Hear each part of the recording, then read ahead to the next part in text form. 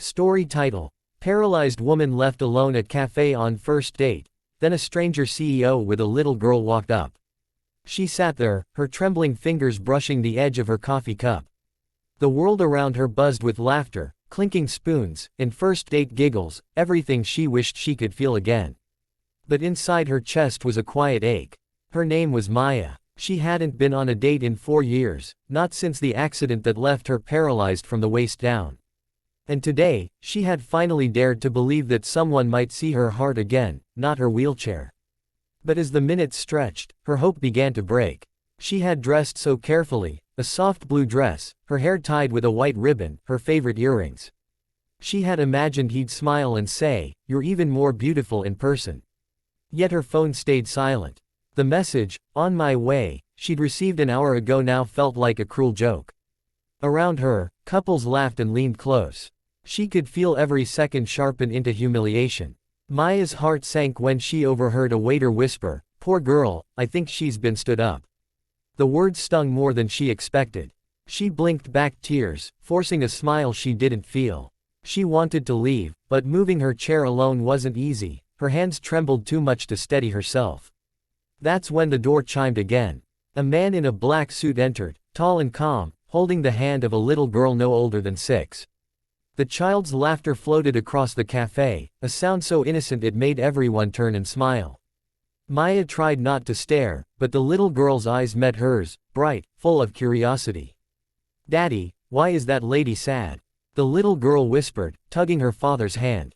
The man followed her gaze. His eyes softened. He walked over slowly, and Maya panicked inside. "Please don't pity me.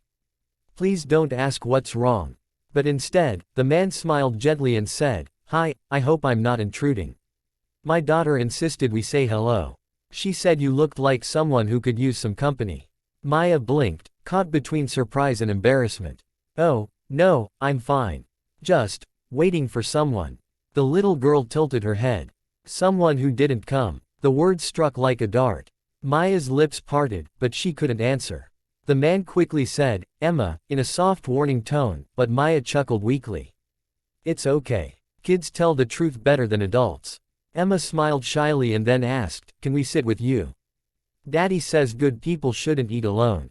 Maya hesitated. Then, seeing the girl's innocent eyes, she nodded. "Of course." The man pulled out a chair, and as they sat together, a strange warmth filled the empty space around her. They ordered hot chocolate for Emma and coffee for him. "I'm Daniel," he said. "And this little hurricane is Emma." "Maya," she replied softly. As they talked, Maya noticed Daniel's calm strength, the kind of man who spoke with his eyes more than his words. Emma was a whirlwind of joy, telling stories about her school, her missing tooth, and how she was teaching her dad to draw hearts correctly. Maya laughed more than she had in months. Eventually, Daniel asked, "So, what brought you here today, Maya?" She looked down, tracing her finger along the table. "A first date that never really happened, I guess." Daniel didn't say anything right away. He just nodded slowly, understanding flashing in his gaze. "People often underestimate what they don't understand," he said gently. Her throat tightened. "You mean, the wheelchair?" "I mean courage," he said. "To show up. To still believe." The simplicity of those words broke something inside her, the invisible wall she had built between herself and the world. She smiled through tears. "Thank you. Most people just feel sorry for me. Then they're seeing wrong," Daniel replied. "I see someone strong enough to face pain and still smile." Emma leaned on the table and whispered, "Daddy says strong people make the world less scary." Maya laughed softly. "Your daddy's right." Hours passed like minutes. When the cafe lights dimmed, Daniel helped her out to the taxi ramp. But before she could say goodbye, Emma ran back and hugged her leg. "Can we see you again?" Maya froze, surprised. Daniel smiled. "Only if that's okay with Maya."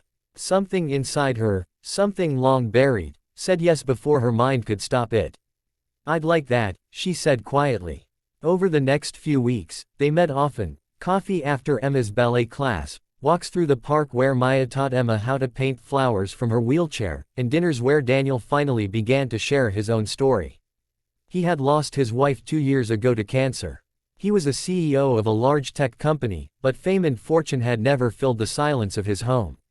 Emma misses having someone to talk to, he once confessed.